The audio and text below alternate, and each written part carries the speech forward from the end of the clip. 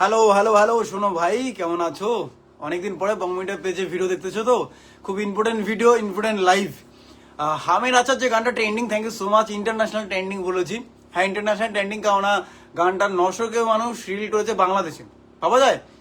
ইন্ডিয়াতে রিল করেছে ইনস্টাতে 600 কের উপরে, ফেসবুকে 700 কে। ভাই মারাত্মক, পুরো খতরনাক। কিন্তু ওকেও কাটালো আমার নতুন গান। আজকে একটা গান আসে, প্রথমত দেখো বাস, ড্যান্সের গান দুদিন পরে মানুষ ভুলে যায়, কিন্তু স্যাড সং সারা জীবন অমর থাকে। তাই আমার প্রিয় স্যাড সং। আর আমি নিজেই বারবার বলেছি যে আমার ড্যান্সের গানের থেকে স্যাড সং ভালো লাগে। দেখো বস, জীবনে তুমি যাকে ভালোবাসবে সেই মানুষটাই কিন্তু হারাবে। ম্যাক্সিমাম ক্ষেত্রেই যাকে মন থেকে চাওয়া হয় সেই মানুষটা কিন্তু তোমার জীবনে আসে না। তাই অনেক সময় ভেঙে যেতে হয়, এটা বাস্তব। আর সেই মুহূর্তে বহু স্যাড সং তোমার শুনতে শুনতে আর শুনতে ইচ্ছা করতেছে না। অনেক বিখ্যাত স্যাড সং, লাল শাড়ি থেকে শুরু করে বহু স্যাড সং এর এখন অভাব। আমি উজ্জ্বল ফিল্মে একটা স্যাড সং আপলোড করলাম, আমি কথা দিচ্ছি বস, হিট যাবে।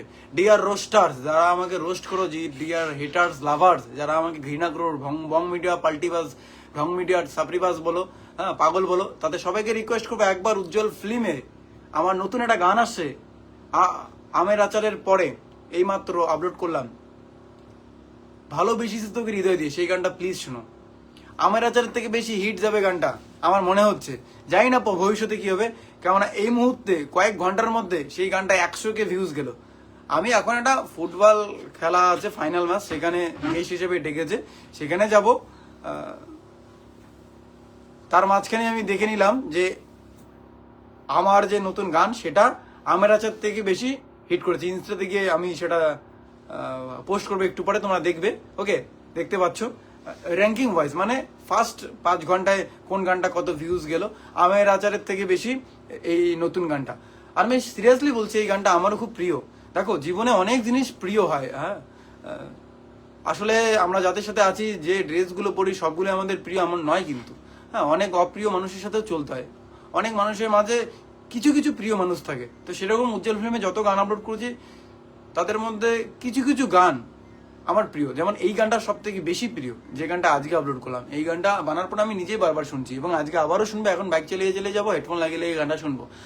আর তাই বলছি, এই গানটাতে তোমরা সবাই ফিল করো নিজের ভালোবাসা মানুষকে। স্পেশালি দেখো বাস, গানটা যখন তুমি নেশা খেয়ে বা চার দেওয়ালের ভিতরে শুনবে, হ্যাঁ, কান্না করে ফেলবে। কিন্তু প্লিজ সেটা করো না, কারণ এক্সকে মিস করো।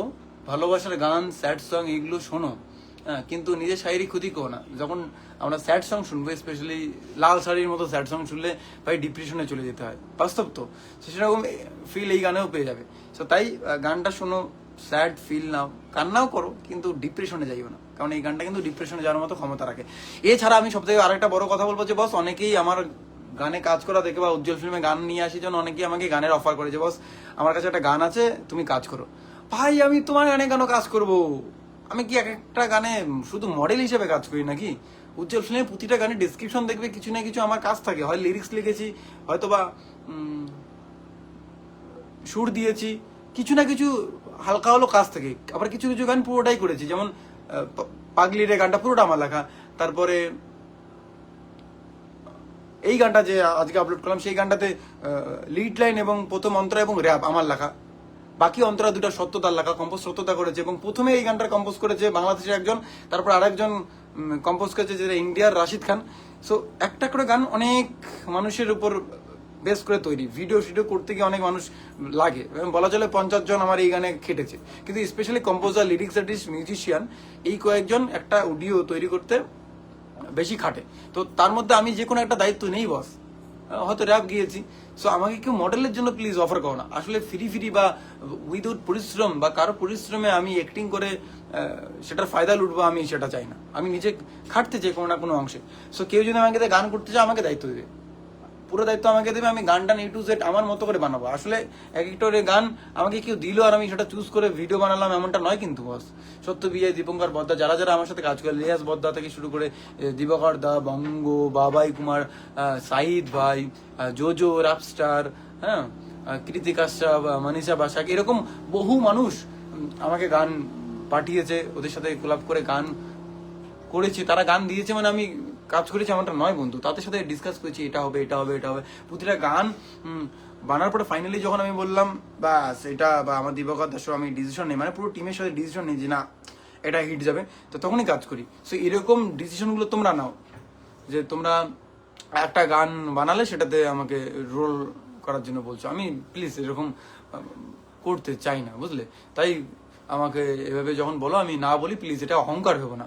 রিসেন্ট একটা ঘটনা এরকম হয়েছে, অনেক বড় একটা সিঙ্গারের, অনেক বড় কিন্তু অনেক বড় প্লেব্যাক সিঙ্গার আমাকে গান পাঠিয়েছে, পাঠার পরে বলেছে যে এটাতে কাজ করো, অনেক বড় একটা সিঙ্গার, তুমি কাজ করো, তোমার অনেক নাম হবে। বস আমি সেটা চাই না, আমি চাই যে নিজে কিছু পরিশ্রম করে করি, ভাল লাগে। যেমন লাস্ট টাইম যে আজকে যে কাজটা আমি আপলোড করেছি, এই কাজটাতে edit, direction, story writing, screen play, light কোথায় সেট হবে, ক্যামেরা কিভাবে অ্যাঙ্গেল হবে, A to Z আমি আমার মতো করে করেছি, বুঝলে? নিজের কাজ, নিজের বাচ্চাকে যেভাবে ভালোবাসা হয়, অন্যের বাচ্চাকে সেই ভালোবাসাটা যায় না বন্ধু। তাই আর যা করতে চাই নিজের বুদ্ধি আমি রাখতে চাই।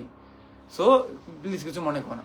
অ্যান্ড আমি সর্বশেষ একটা কথাই বলবো বস, তোমরা যে গানটা এখন উজ্জ্বল ফিল্মে দেখলে, যদি না দেখে থাকো প্লিজ ইউটিউব বলে একটা অ্যাপ আছে, হ্যাঁ ইউটিউব লাল কালারের, যাই হোক তো ইউটিউবে গিয়ে উজ্জ্বল ফিল্মে যাও এবং সার্চ করো ভালোবেসেছি তোকে হৃদয় দিয়ে বা উজ্জ্বল ফিল্ম, অ্যান্ড দেখো এমন একটা স্যাড সং যেটা সারা জীবন মনের মধ্যে গেঁথে থাকবে। প্রমিস ভাই, ডিয়ার হিটার্স যারা আমাকে ঘৃণা করো তারাও একবার গানটা শোনো, ভালোবেসে ফেলবে।